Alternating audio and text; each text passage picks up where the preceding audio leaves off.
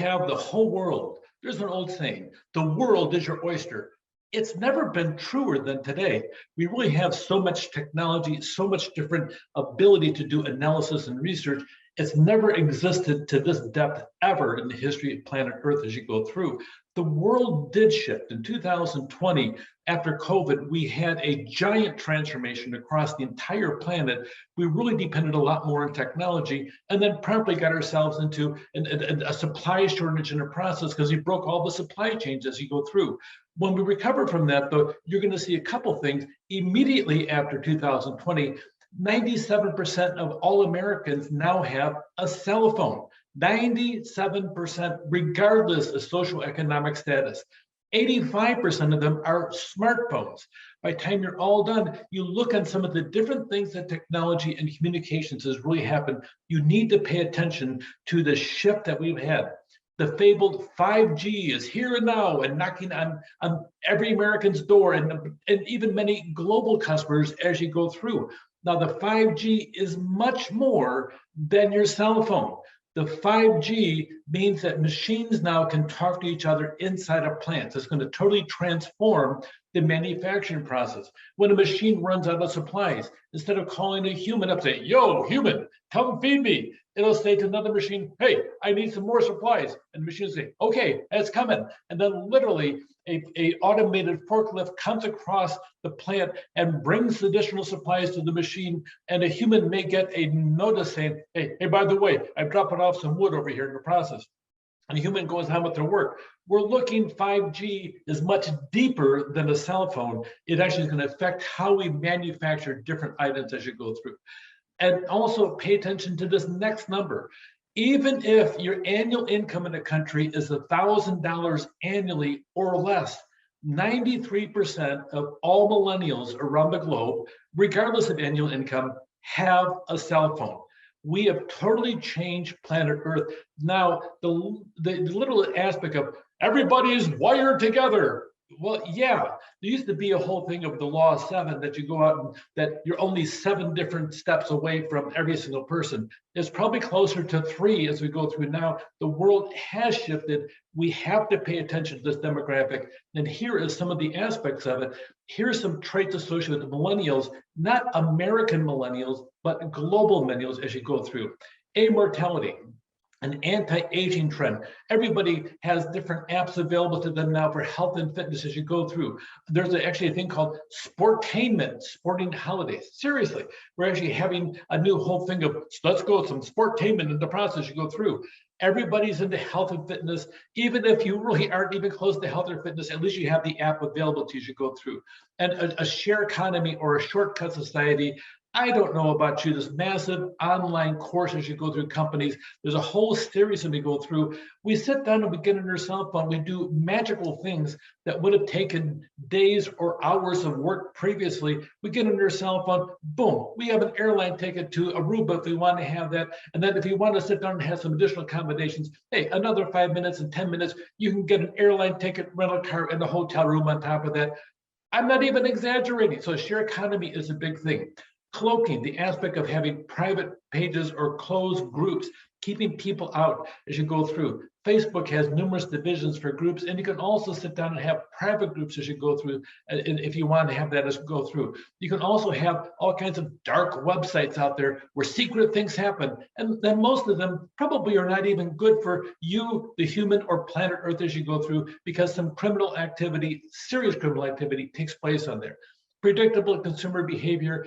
One time a Wall Street Journal reporter went through, put his phone on airplane mode and spent the day traveling out Washington, D.C.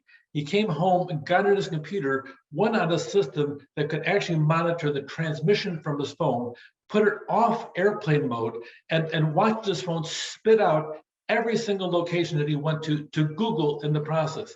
There is no secrecy. The phone tracked him and then secretly reported to its master. And this is 3 years ago in the process. This is not new. And somehow we've all become immune to the lack of privacy and how our phones squeal on us, to Google, how they squeal us to Apple, how the big tech companies have to monitor our every single thing. Hey, 1984 is here, and it took place Oh, by the way, several years ago, and it's not the government watching you, it's actually the big tech companies in the process. And then serendipity and joint surprises through coincidental discoveries and social networks, or surprises on cosmetics or whatever. We like to have those kind of things.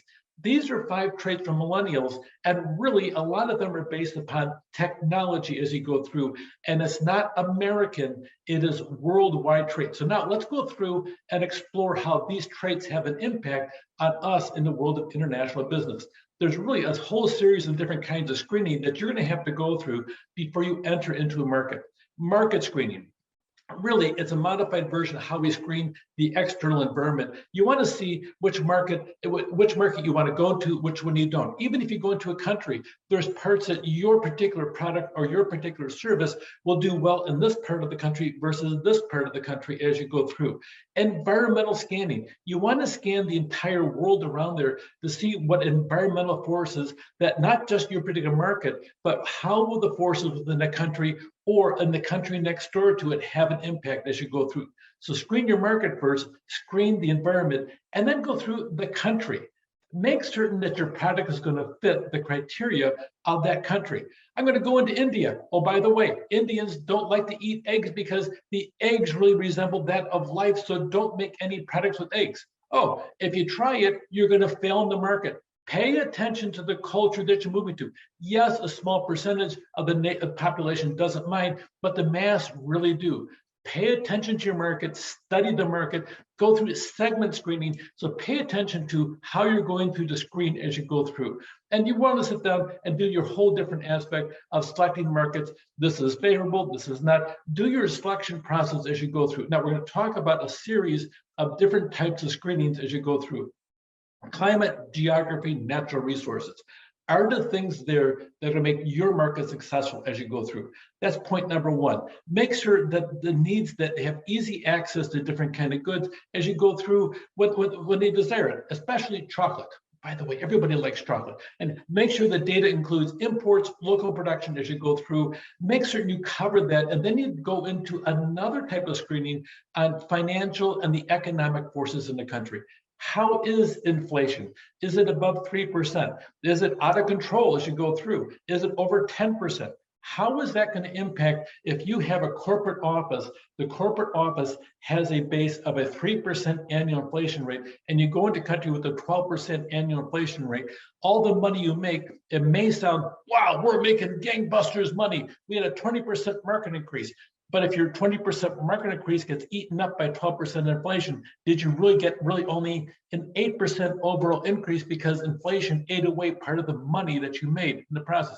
Pay attention to that. Look at the currency exchange rates between corporate and also the country that you're in. That can have an impact. And look at the interest rates, how much credit's available to you in this other country. It could be spectacular because they're starving for business. You may get all kinds of government credits to assist you in the process as you go through. And so make certain you're paying attention to those economic factors as you go through, the market indicators and the different factors that are out there to pay attention to it.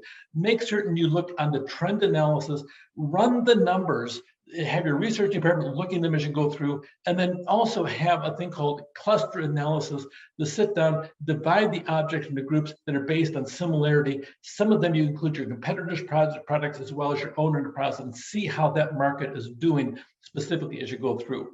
The next series of screening is going to be political and legal forces. You may have an issue that there's fear about the country nationalizing private industries as you go into the nation.